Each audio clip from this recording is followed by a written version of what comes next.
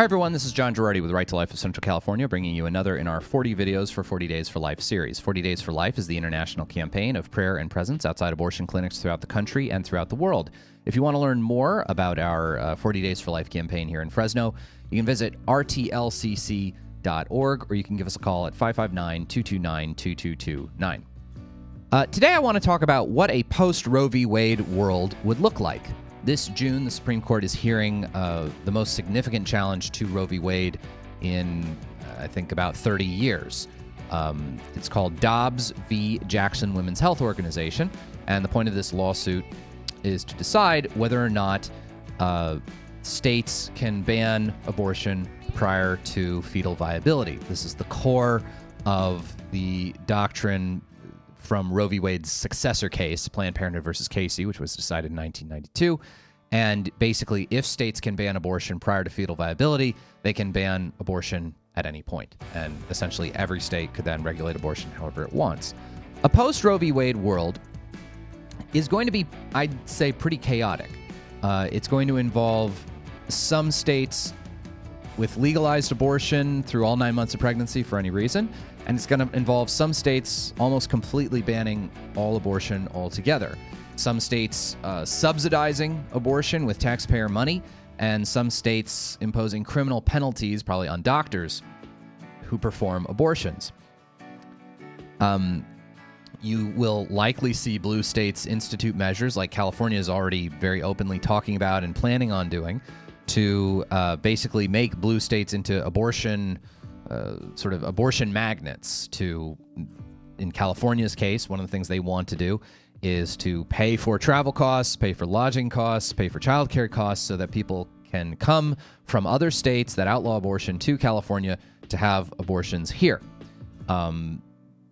Even to give out-of-state people Medi-Cal coverage so that they can have an abortion. And I think one of the things we need to think about as pro-lifers, whether you live in a red state or a blue state, is that if you live in a red state, there are going to still be a lot of women who face extremely challenging pregnancies who are going to need a lot of help. And I think pro-lifers in red states need to be ready to help them. And pro-lifers have done lots of great things, lots of wonderful pregnancy centers and pro-life clinics and nonprofit clinics and religious hospitals that provide wonderful care to lower-income women who face challenging pregnancies. And all of that needs to be ramped up. The duties of care extend that a society owes to the unborn. There are also similar duties of care it owes to disadvantaged women who have a child in a situation that's not ideal. And we need to do everything in our power to serve them. Here in a very blue state like California, where even if Roe v. Wade is overturned, it's unlikely that California is going to substantially, California is likely still to have legal abortion.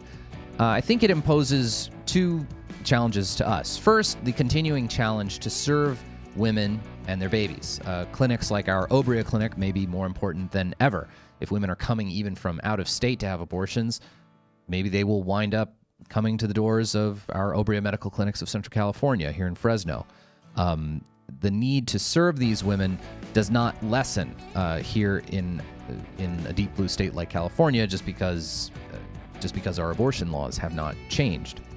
Furthermore, for those of us in blue states or maybe in purple states, if you will, and I'm using red and blue as just sort of other ways of saying liberal versus conservative, just on the reality that most liberals tend to be pro-choice, most conservatives tend to be pro-life. I know it's not a perfect split. I really respect pro-life Democrats, et cetera, et cetera.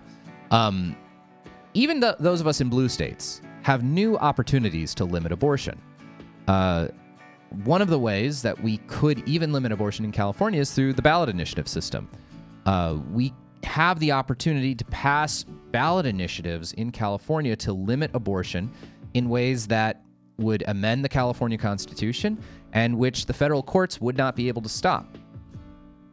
I could foresee someday pro-lifers in California putting together a ballot initiative to ban third trimester abortions, something that nobody supports. Pro-choicers don't support it. Democrats don't support it. Nobody supports third trimester abortions. We could really take certain kinds of steps to limit abortion in the state of California if Roe is overturned in ways that we've never been able to do before. So that's kind of I don't know, sort of my initial thoughts on what a post-Roe v. Wade world could look like. For Right to Life of Central California, I'm John Girardi.